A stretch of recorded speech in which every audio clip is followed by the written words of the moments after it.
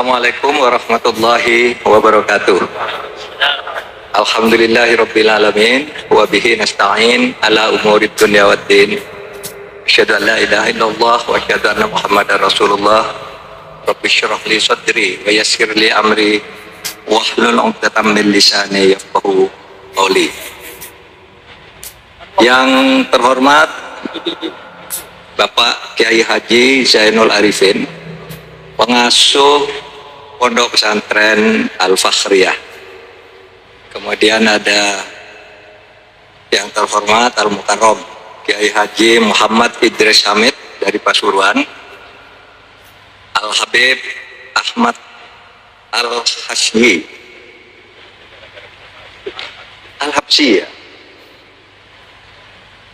Al-Habib Ahmad Al-Habsyi, kemudian Kiai Haji Mustafa, betul, Kiai Haji Mustafa, kemudian Habib Mustafa Al-Idrus, kemudian Kiai Haji Baharudin Nur Salim, ya, Gus Baha, ya, sangat terkenal.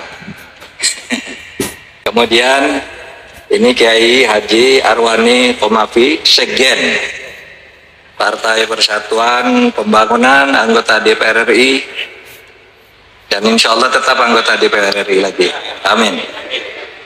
Kemudian Kiai Haji Imam Sofwan, yang terhormat para hadirin sekalian, kaum muslimin, muslimat, dan banyak sekali sampai ke sana semuanya. Pertama, saya merasa bersyukur kehadirat Allah Tuhan Yang Maha Kuasa. Pada sore hari ini sampai juga saya ke sini memenuhi undangan untuk haul Kiai Abdullah bin Umar.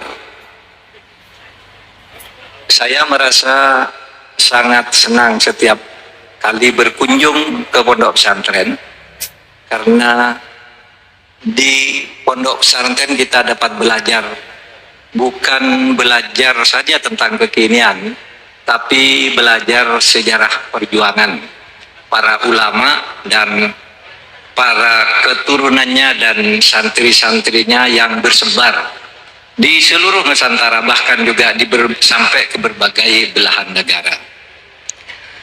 Saya selalu mengatakan bahwa Indonesia ini merdeka tidak lepas dari peran besar para ulama yang telah membangun kesadaran untuk hidup secara bermartabat sebagai manusia, untuk hidup mandiri, untuk hidup tidak mau dijajah, dan hidup dengan gagah di tengah-tengah bangsa lain.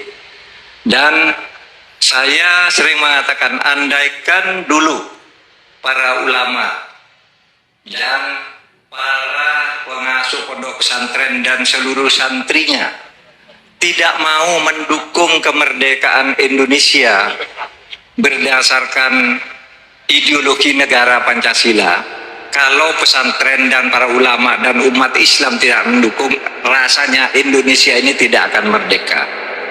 Oleh sebab itu, Indonesia merdeka atas berkat perjuangan, atas berkat rahmat Allah yang disalurkan melalui semangat juang dan semangat pengabdian para ulama, termasuk Kiai Haji Abdullah bin Umar yang sekarang kita melakukan atau melaksanakan haul yang ke-81.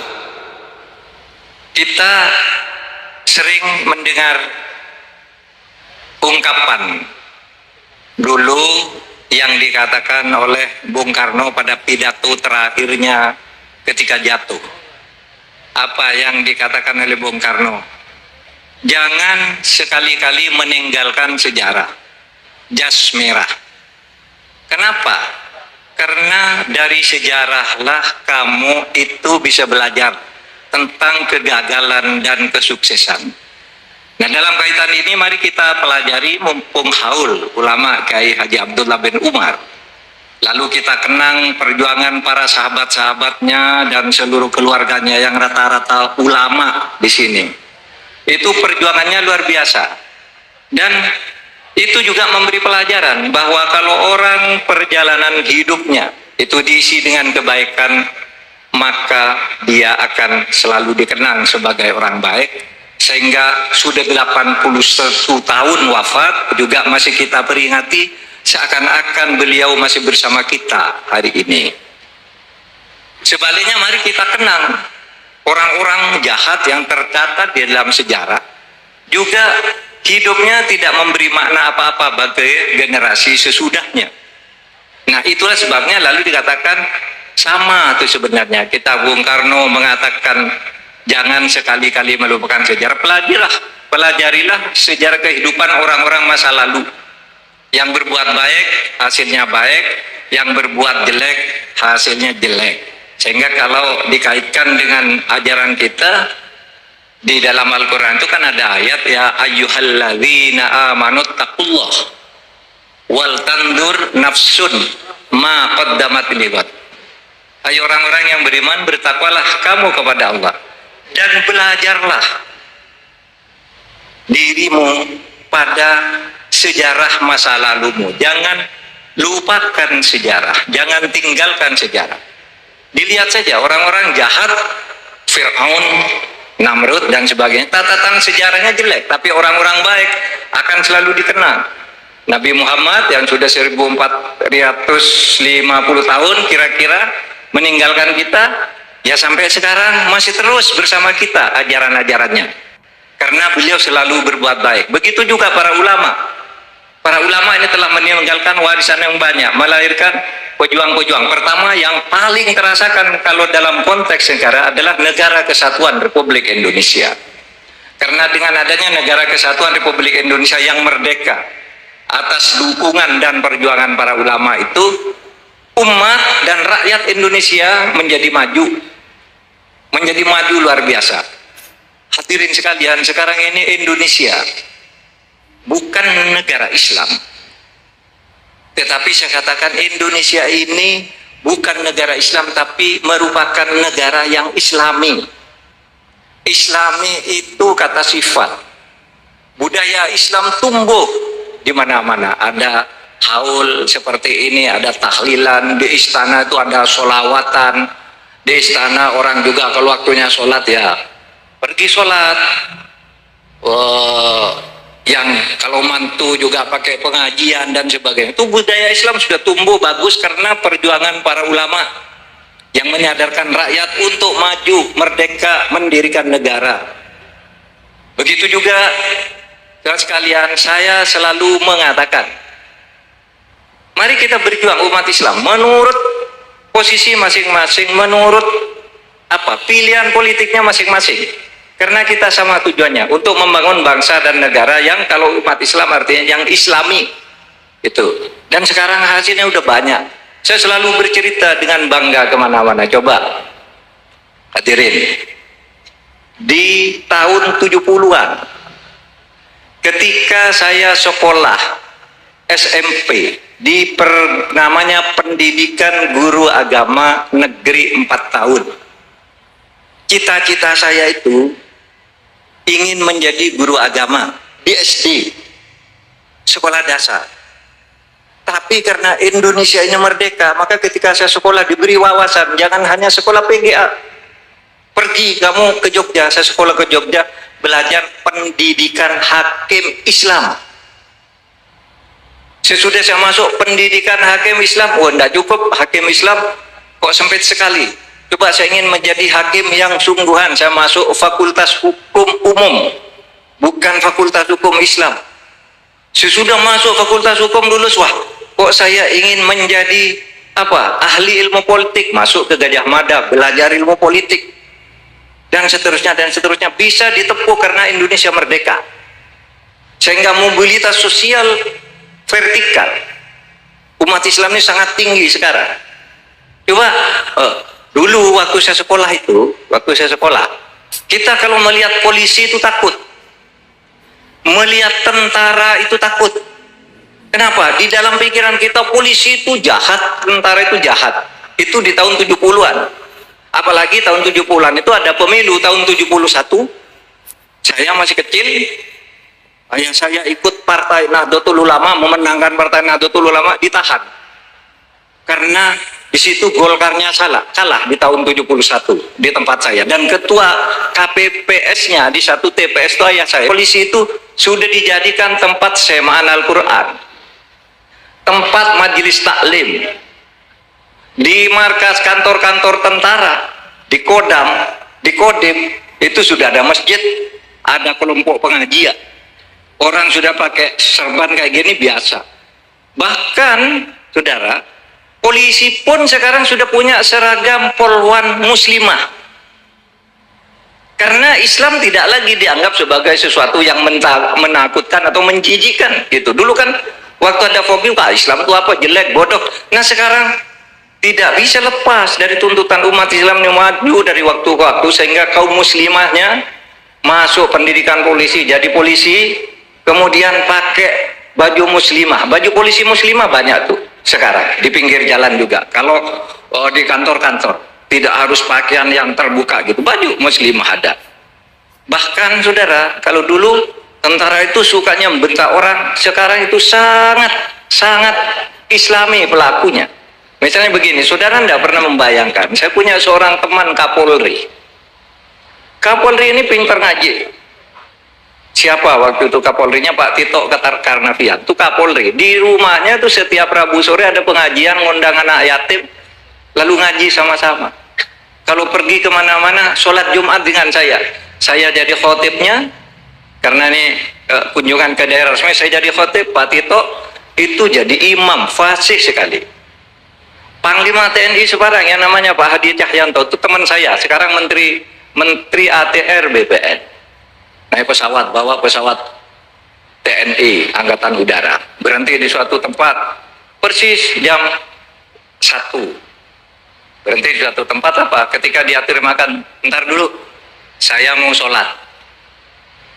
Biasa bagi orang mau sholat, bagi kita biasa. Tapi kalau seorang Panglima TNI begitu, tuh membanggakan bagi kita orang Islam. Iya, Panglima TNI kita sekarang sudah Islami. Nah kayak dulu kalau namanya Panglima TNI mau sholat malu. Iya kan, dulu jadi polisi kalau mau sholat malu, takut dimarahi sama atasannya. Sekarang enggak, waktunya sholat, waktunya pengajian, waktunya mantu ngondang penceramah yang hebat, nasihat keislaman, tidak lagi bermewah-mewah glamor. Nah ini perkembangan umat Islam di Indonesia karena perjuangan nih para seperti Kiai Abdullah bin Umar, Kiai Hamid Pasuruan, Kiai Maksum Lasem, dan seterusnya. Hasilkan perkembangan masyarakat Islam yang sekarang semakin maju. Dulu kalau orang Islam itu dianggap ya bisanya paling belajar fikih ibadah, itu ndak ada yang bisa jadi profesor. Jadi dulu kalau jadi menteri ya menteri juga, menteri agama tapi jatahnya. Di luar itu ndak ada. Tapi sekarang udah santri-santri itu banyak yang jadi menteri. Bisa. Ini karena perjuangan kita. Oleh sebab itu jangan dinodai. Perjuangan ini mari kita teruskan dengan membangun bahwa negara Indonesia bukan negara Islam, tapi ini adalah negara yang Islami. Islami itu namanya bukan Islam, tapi nilai-nilai yang diperjuangkan adalah nilai-nilai Islam di dalam bermasyarakat. Sehingga apa? Dalil yang sering dipakai itu kan al-ibrah fil Islam bil jauhar la bil madhar. Patokan dasar kalau engkau memperjuangkan kebesaran Islam di masyarakat ini, masuk dari substansinya, dari nilai-nilai dasarnya, tidak perlu simboliknya. La bil madhar, tidak perlu. Apakah itu boleh? Boleh, tetapi itu tidak harus. Sehingga kita harus berbagi, berjuang tuh lewat berbagai pintu, ya kan?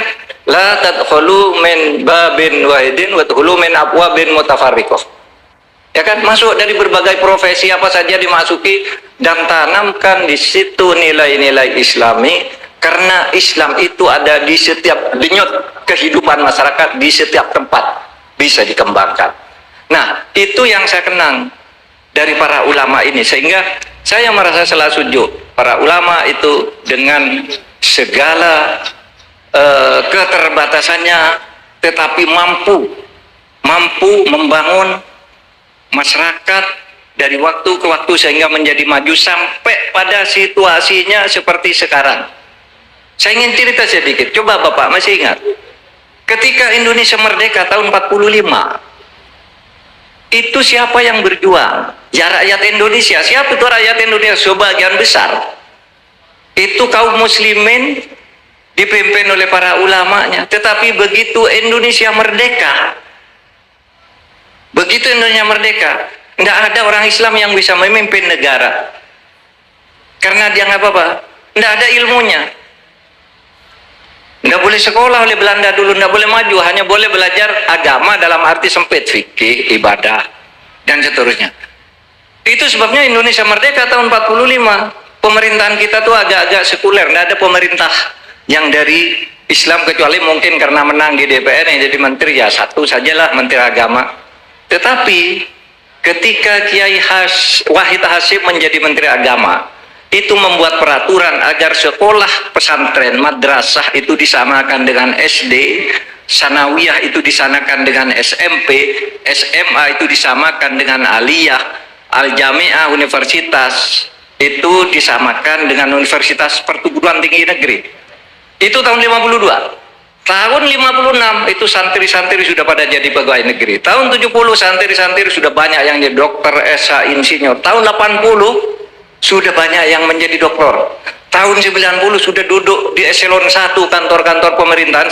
Hingga sekarang di kantor-kantor pemerintahan itu hampir selalu ada majelis taklim di kantor pemerintah. Itu karena itu perjuangan para ulama untuk memberi posisi agar terus berjuang memanfaatkan berkat dan rahmat Allah atas lahirnya negara kesatuan Republik Indonesia ini. Nah, sesudah reformasi tidak bisa dibendung lagi. Sesudah reformasi tahun 98, 99 malah yang jadi presiden santri, menteri-menterinya santri, perempuan-perempuan Islam juga sudah masuk ke DPR, kantor pemerintah, dirjen, rektor-rektor semuanya santri, bukan hanya rektor IAIN. Rektor-rektor di perguruan tinggi umum itu sekarang di ruang kerjanya ada sajadah, ada pecis, ada serban. Waktunya sholat ya sholat. Dulu tidak ada bang, kan itu tahun 70-an kita ditakut-takuti dan malu. Sekarang kita maju seperti ini. Oleh sebab itu perjuangan berikutnya, dari hikmah kita melakukan haul ke-80 atas Kiai Haji Abdullah bin Umar ini, kita teruskan perjuangan para ulama membangun negara kesatuan Republik Indonesia agar menjadi baldatun thayyibatun wa rabbun ghafur, dan umat Islam berperan menjadi tuan rumah yang asli dan penting di negara ini. Jangan seperti tamu yang diusir oleh orang lain, oleh cukong.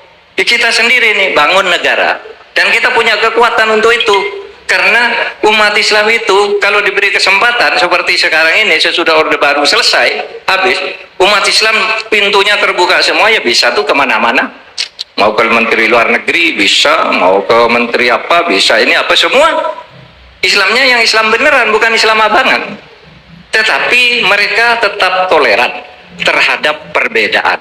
Nah, itu yang harus kita jaga. Saya selalu membandingkan begini, ini yang terakhir nih. Saudara hadirin sekalian, ketika Nabi Muhammad itu mendirikan negara Madinah sebagai pengganti Yatsrib, itu naskahnya itu urut-urutannya sama loh dengan proklamasi kemerdekaan Indonesia. Piagam Madinah. Gini, kalau proklamasi itu bunyinya gini. Proklamasi itu pernyataan. Kami bangsa Indonesia dengan ini menyatakan kemerdekaan Indonesia. Hal-hal yang mengenai pemindahan kekuasaan dan lainnya diselenggarakan dengan jarak saksama dan dalam tempo yang sesingkat-singkatnya.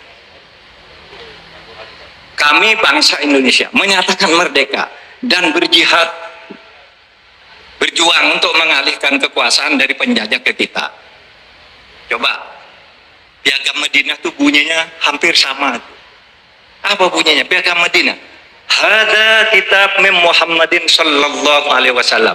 Inilah pernyataan Inilah pernyataan, inilah proklamasi, inilah ketetapan dari Nabi Muhammad sallallahu alaihi wasallam.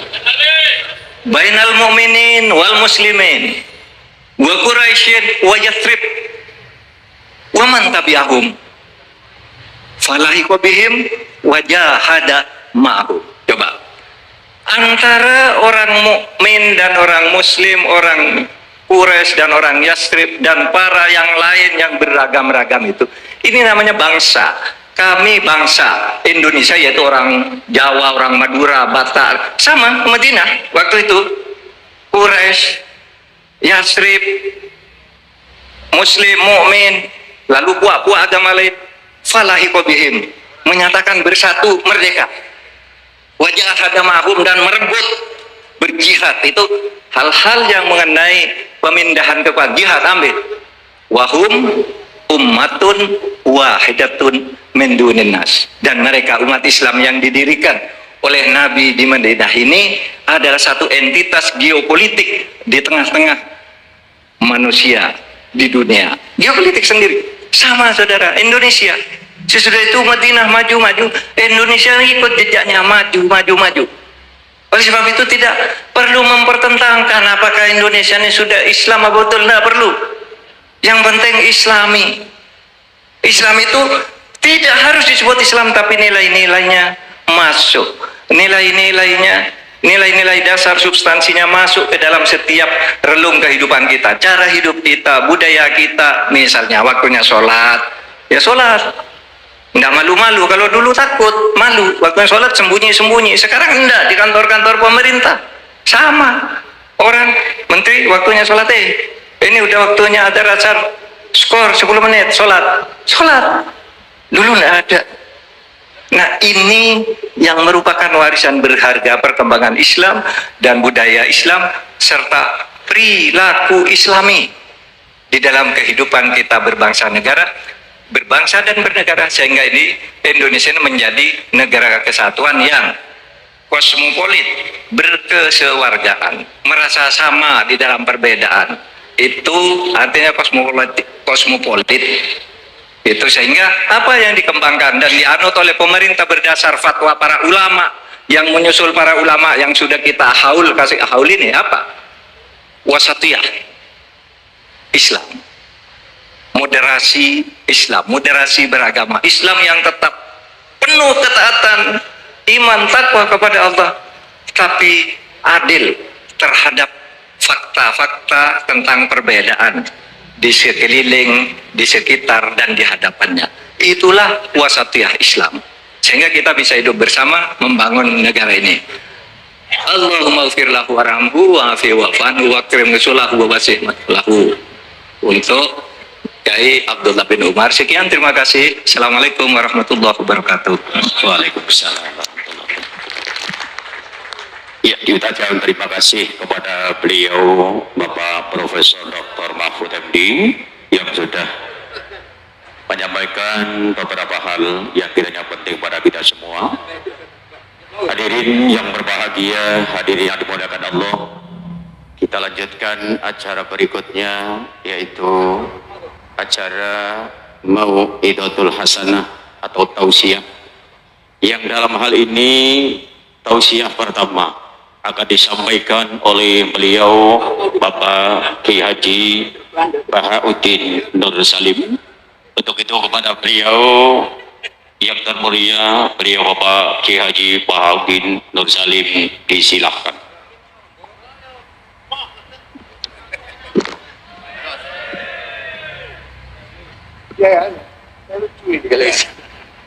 Assalamualaikum warahmatullahi wabarakatuh. Bismillahirrahmanirrahim. Rabbi shrah li sadri wa yassir li amri wahlul 'uqdatam min lisani. Allahumma shalli wa sallim barik ala sayyidina wa lana Muhammadin wa ala alihi wa sahbihi ajmain, amma ba'du. Ingkang sangat kula hormati Pak D kawula Haji Idris Abdul Hamid, wonten para habaib Habib Ahmad Al-Habsyi, wonten Profesor Hukum nih. Sedanten wonten niki nggih mitra kula teng UII. Tapi wonten PR saking tetangga Pak Mahfud, kalau ada tanah cekungan terus diisi tanah itu dipakai sama orang Madura. Jadi ditanya sama yang punya, Ini tanah saya, yang tanah kamu di bawah, yang atas tanah saya. Itu mohon dijawab oleh pakar-pakar fikih maupun pakar-pakar hukum. Jadi kalau ada cekungan di grup, kemudian tetangga Pak Mahfud pakai, itu milik siapa? Yang atas tanah saya, yang tanah bapak di bawah. Itu PR untuk seorang profesor, itu juga PR saya sebagai ahli fikih. Itu saya pernah ditanya gitu orang Madura.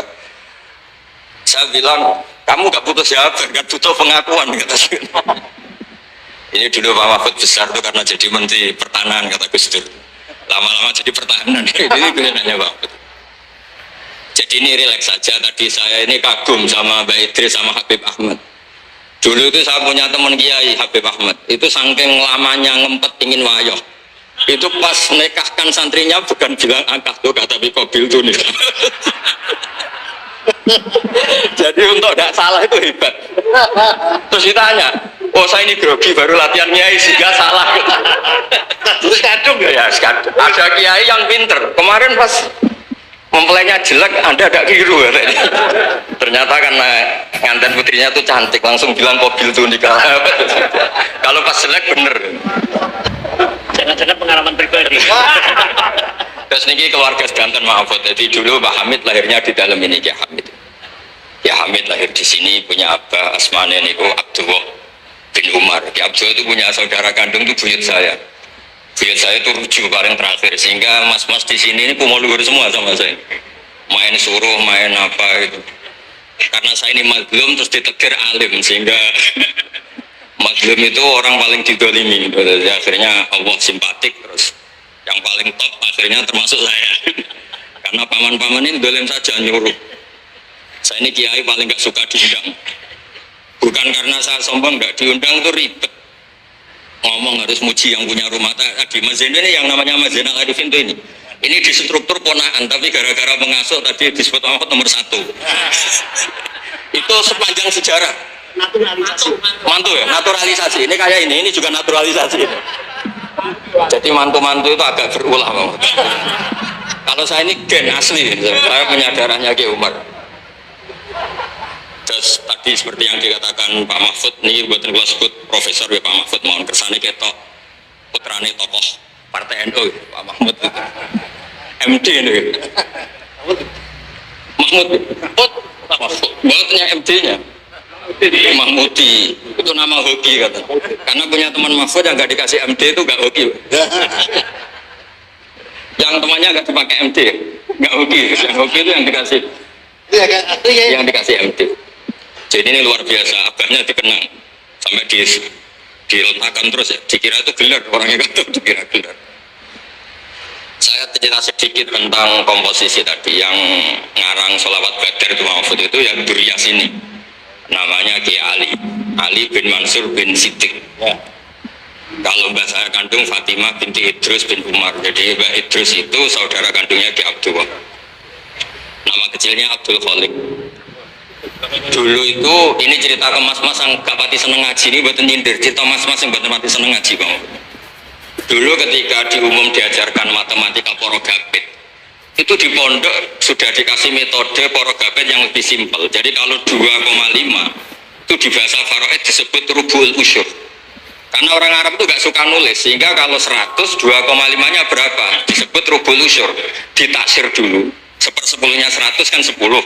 Nah setelah 10 rubuknya 1/4-nya berapa 2,5, sehingga tanpa ditulis tahu misalnya saya 1 miliar 2,5-nya berapa 1 miliar berarti 1/10-nya 100 juta 1/4-nya berarti 25 juta, namanya rubul usyur. Sehingga saya pernah ketemu pakar matematika dari beberapa kampus, cepet-cepetan ngitung matematika itu kita tidak kalah, karena saya jenis cucu Mbak Umar yang sinau ini menyindir putu-putu yang merapati seneng sinau. Terus monggo kalau aturi tobat gitu kersane. Karena saya ini setiap acara di sini niku dikongkon pidato, tapi posisi itu dikongkon, buatan kehormatan. Gratisan. Ini gratis ini. Kemarin saya itu di hallnya Pak Hamid, sebetulnya mau dibarengkan jenengan tanggal 24, tapi katanya Pak Mahfud milih yang rame, Pak Mahfud milih yang 25. Karena saya ini bakat wali, jadi milih yang 24 itu. Jadi sebetulnya di tradisi matematika pondok itu tidak kalah cepat. Misalnya 1/20 atau 1/10. Misalnya zakatnya zuhur itu disebut usyur atau nisful usyur. Jadi kalau kita punya aset 100, usyurnya 10. Kalau nisful usyur berarti 5. Nah, ketika di kampus diajarkan itu 1/20, santri bingung, mereka mikir porogapit. Sebetulnya itu usyur atau nisful usyur. Nah, monggo para putu niki sinau malih niki putu-putu. Ojo diundang gustok gratisan cucap-cucup. Niki Mas Arwani nggih Mas kula, tapi ngajine kadose khatam kula. Mulane terus DPR mbak. Kirian nggak hafal Quran duka sakniki mboten. Ya mugi-mugi terus deres. Begini namanya ya. Nak maklum kok barokah Mas. Mau didongakno Pak Mahfud. Terus di sini keluarga semua Pak Mahfud. Tadi jenengan pun ngetikan serius sekolah bagian guyon Pak. Karena wow bingung kalau ngadepi mas balik nih gue bingung. Nih gue mungkin mau itu Hasanah kedua mas sama nih. Coba sih sadangnya. Sama. Enggak tak sama nih mas, tenang ya mas. Dulu itu kiai-kiai ngajarkan matematika, sosiologi itu juga gampang. Dulu yang diajarkan kita Pak Mahfud supaya orang punya harga diri itu mengutip dawuh Sayyidina Ali. Ahsin man syi'ta takun amira. Kamu berbuat baik saja sama orang, pasti Anda bisa memimpin. Ada seorang menteri, seorang presiden, seorang apapun itu kalau sama orang yang ngutangi, ada acara menteri itu orang nggak lihat. Itu ada menteri datang, diajak sama orang yang nggak siapa-siapa, nurut. Loh, kenapa kamu nurut? Saya punya utang orang ini, Gus. Jadi ahsin man syi'ta takun amira. Terus wastahni amman syi'ta takun nadhira. Dan kamu tidak usah butuh orang lain, maka kamu setara. Itu kenapa para kiai-kiai yang masih megang ini ketika kenal orang kaya, kenal pejabat biasa saja, karena sekali butuh, wah masalah. Jadi wastahni amman syi'ta takun nadhira. Terus terakhir waqtas ila man syi'ta takun asira. Dan silakan kamu butuh orang lain, maka kamu akan menjadi tawanan orang itu. Sehingga di tradisi kiai itu meskipun orang paling miskin pun itu punya harga diri karena tidak punya utang. Wastahni amman syi'ta takun nadhira. Kamu tidak bisa butuh orang lain, pasti kamu setara. Kalau kalian Mas Sama nu kalah, ngundang Mas yang baik Kiai BI keren, putu Mbah Hamid. Sering neror kula nu putune wali. Mbah Hamid dulure mbahku paling padha waline. Terus ojo saingan Mbah, saiki saingan putu. Ya udah saingan putu ya. Kula niku ngorek ikhya lho, Mas. Siap. Niku keren lho. Oh, udah tenang aja. Tereng. Berarti kalah. Ya Habib Ahmad, ini kan ngorek ikhya. Rian Mbah Hamid senengnya ngaji. Iya, sama Habib Jafar. Sudah tak kasih sarannya biar macamnya gampang. Terus dulu itu kiai-kiai ngajarkan matematika itu gampang. Jadi dikasih tahapan. Misalnya 2,5 nyebutnya rubu'ul usyur. Jadi ditaksir dulu, di 1/10 dulu, baru setelah itu ditarbek di 1/4. Sehingga ketika angka misalnya 1 miliar, ya gampang saja. 1/10-nya itu 100 juta, berarti 1/4-nya itu 25. Kemudian era modern itu disebut 2,5. Jadi sebetulnya kalau kita ngaji khatam itu masalah sosial, masalah politik. Masalah politik juga sama. Saya punya kitab banyak tentang makalah-makalah politik. Itu diantaranya yang dikutip juga lagi-lagi beberapa sahabat ngendikan fakub hanlakum hina sirtum ghorodon yurma. Buruk sekali kamu umat Islam ketika jadi objek sasaran. Itu dulu pernah ada seminar ekonomi saya ngisi itu. Ketika orang Islam suka haji, yang kepikiran bikin sajadah itu orang Cina. Ketika orang Islam suka umroh, itu yang bikin pakaian ihram itu orang Cina. Jadi objek. Jadi kita butuh orang Islam sing kedonyan supaya gak jadi objek. Dulu politik juga sama. Kiai-kiai kon milih caleg, bariku dia kali tok ora tau dadi aktor. Bosen dia kali terus dados Mas Arwani ini gitu, nyalek piyambak.